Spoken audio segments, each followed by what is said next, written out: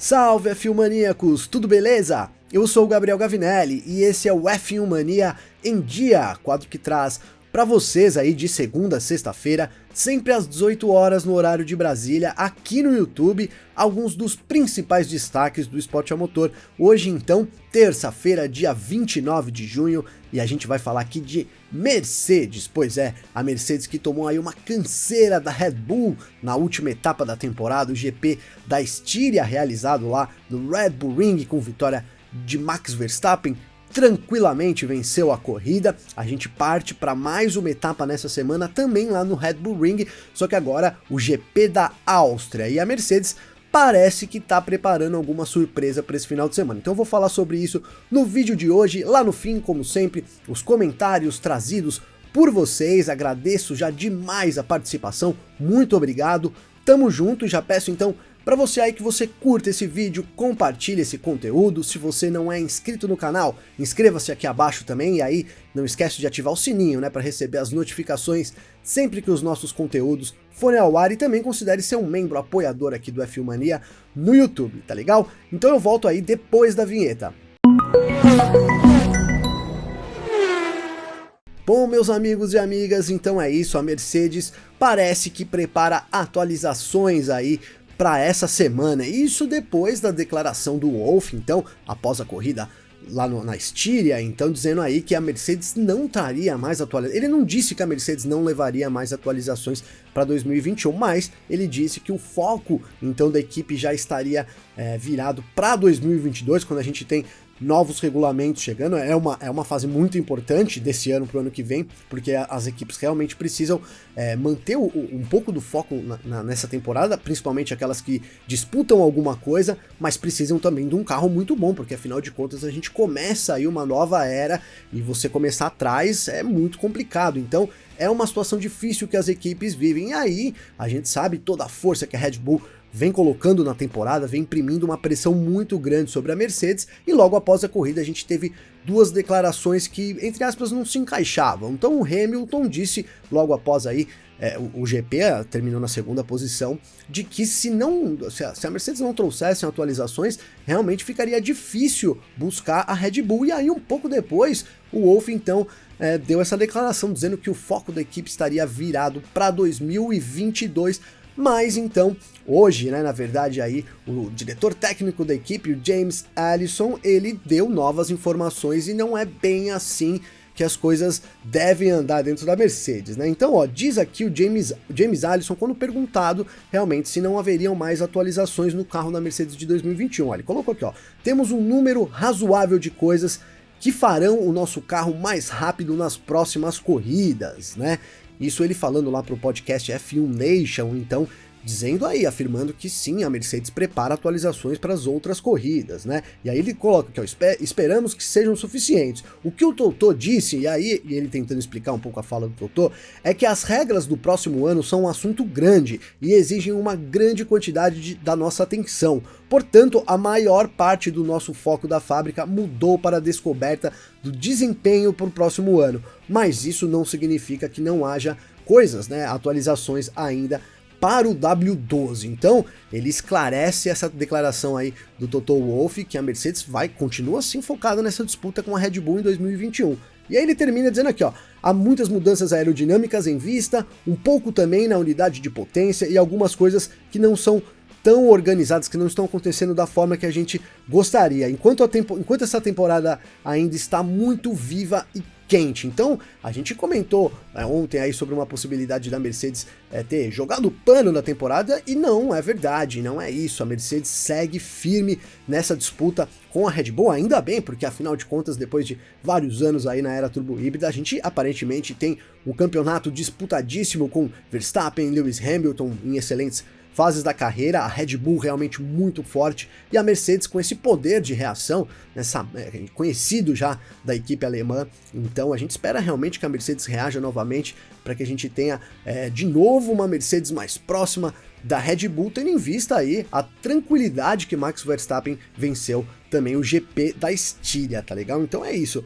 Os torcedores da Mercedes aí mantenham a esperança, porque a Mercedes segue firme em 2021, e os torcedores da Red Bull dá para ficar um pouco preocupado, porque quando a Mercedes é muito engajada, quando ela diz que vai fazer alguma coisa, ela sempre traz aí mudanças importantes, tá legal? Então passo aqui já, antes de passar para os comentários de vocês, rapidamente eu quero trazer aqui que os ingressos então para o GP de São Paulo de Fórmula 1 desse ano em novembro estão esgotados aí. Na sexta-feira abriu um novo lote no setor H, um setor ali que já conhecido pelo público brasileiro, e rapidamente os ingressos também se esgotaram. Então é isso, a gente tem a capacidade máxima ali pela lei atingida. Se houver alguma mudança nas restrições da Covid, podem vir novos lotes, mas é isso, ingressos esgotados para o GP de São Paulo de Fórmula 1, tá legal? Então parto agora sim, para os comentários feitos por vocês aqui. Deixa eu abrir rapidamente aqui. Então ontem a gente falou sobre o domínio do Verstappen, né, e ele com isso impondo um grande desafio para a Mercedes, o maior desafio dessa era turbo híbrida, sem dúvida nenhuma, para a equipe alemã. E aí vocês, como sempre, aí comentaram bastante, agradeço bastante a participação de vocês, tá legal? Tamo junto aí. Vou começar aqui pelo Rafael Enoch. Diz o Rafael Enoch aqui então: fala Gavinelli, acredito que não resta dúvidas que a Red Bull tem o melhor carro este ano. A Mercedes vai entregar os pontos e abraçar o discurso que vai voltar seu planejamento para o carro do ano que vem. Não consigo ver o Totó admitindo a derrota. Vão apenas mudar o foco para 2022. Entendo o que você disse, Rafael. Realmente ali é difícil a gente imaginar uma Mercedes chegar e falar: olha, não, a gente realmente tá ruim e por isso a gente vai mudar o foco. Né? Então essa desculpa do foco para 2022, que acaba nem sendo 100% desculpa, porque realmente é um ano muito importante.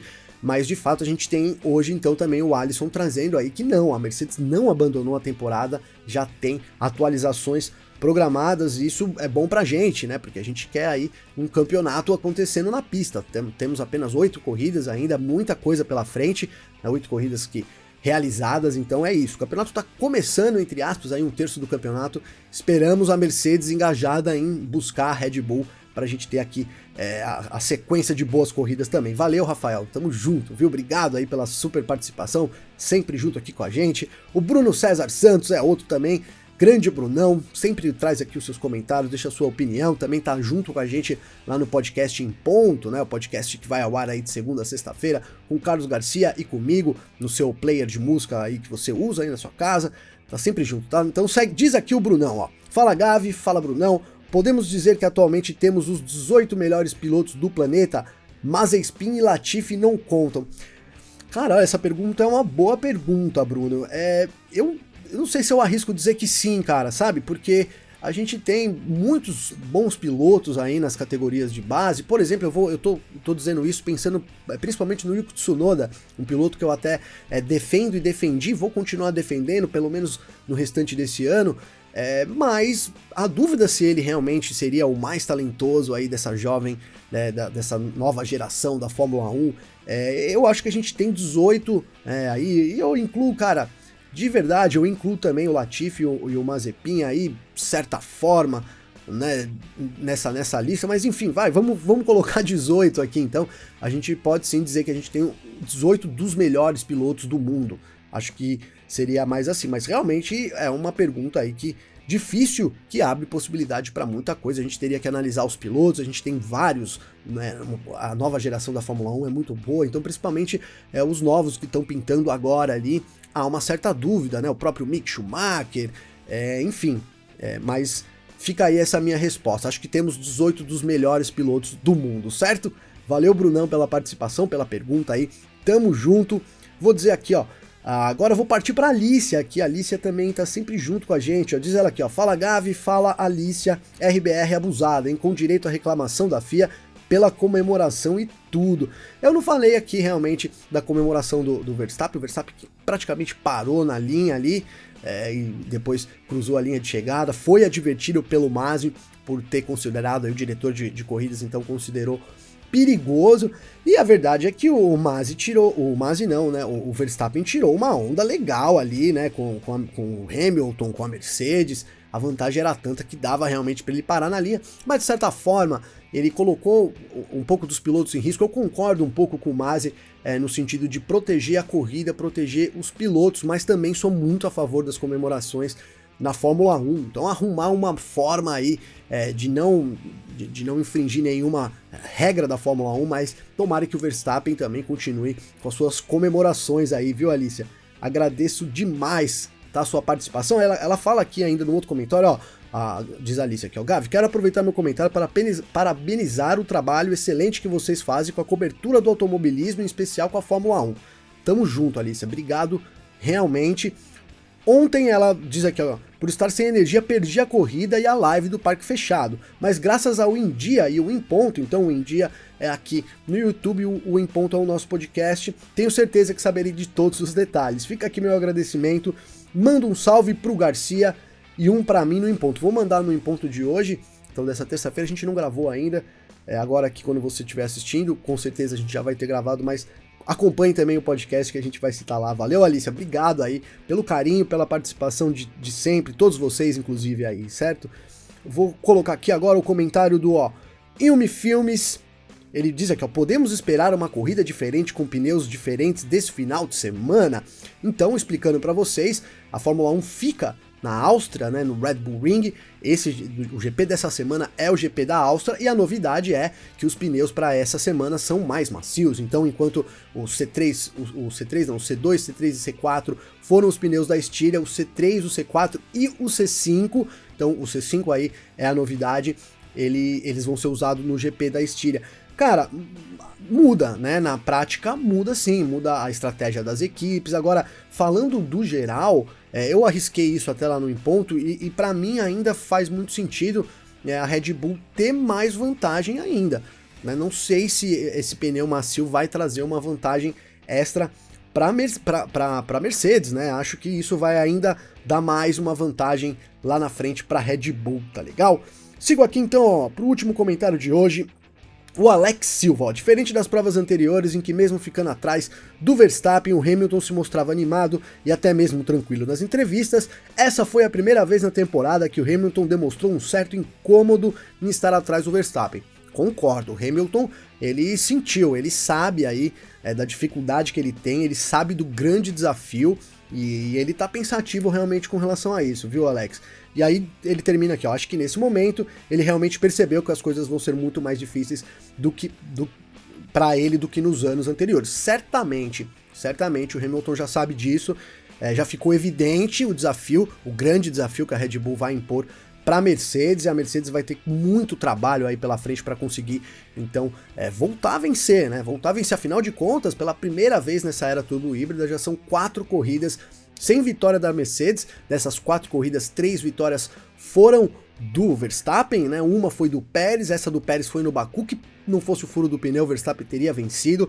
É uma situação completamente diferente que a Mercedes encara, então, nessa era turbo híbrida, tá legal? Agradeço demais os comentários de vocês, o Rafael Mito também comentou agora, valeu pelo comentário, viu, Rafael? Tamo junto aí, deixa aqui então sua opinião, aí sua sugestão, enfim, comente aqui no vídeo de hoje também, que como sempre, amanhã eu trago os comentários de vocês. Então, o vídeo de hoje é esse, agradeço demais aí a participação de vocês, peço para quem ficou comigo até agora que curta esse vídeo, compartilhe esse conteúdo, se você não é inscrito no canal, inscreva-se aqui abaixo e aí também não esqueça de ativar o sininho, né, para receber notificação sempre que os conteúdos forem ao ar. E é isso, eu volto amanhã com mais destaques do esporte a motor da Fórmula 1, lembrando que estamos em semana de corrida, GP da Áustria, 9ª temporada, nesse domingo, tá legal? Então é isso, um grande abraço e até mais.